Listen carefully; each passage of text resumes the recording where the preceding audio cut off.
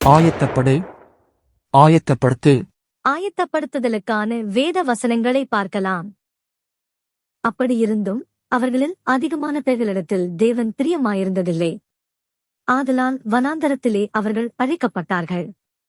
அவர்கள் இச்சித்தது போல நாமும் பொல்லாங்கானவைகளை இச்சியாதபடிக்கு இவைகள் நமக்கு திருஷ்டாந்தங்களாயிருக்கிறது.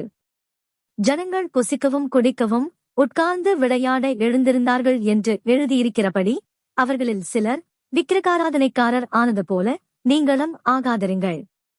அவர்களில் சிலர் வேசித்தனம் பண்ணி ஒரே நாளில் 23,000 பேர் விழுந்து போனார்கள். அதுபோல நாமும் வேசித்தனம் பண்ணாதிருப்போமாக. அவர்களில் சிலர் கிறிஸ்துவை பரீட்சை பார்த்து பாம்புகளால் அழிக்கப்பட்டார்கள்.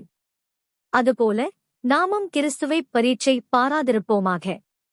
அவர்களில் சிலர் முறுமுறுத்து சங்காரக்காரனாலே அழிக்கப்பட்டார்கள். அதுபோல நீங்களும் முறுமுறுக்காதிருங்கள். இவைகளெல்லாம் திருஷ்டாந்தங்களாக அவர்களுக்கு சம்பவித்தது. உலகத்தின் முடிவு காலத்தில் உள்ள நமக்கு எச்சரிப்புண்டாக்கும்படி எழுதப்பட்டும் இருக்கிறது. இப்படி இருக்க தன்னை நிற்கிறவனென்று எண்ணுகிறவன் விழாதபடிக்கு எச்சரிக்கையாயிருக்க கடவன்.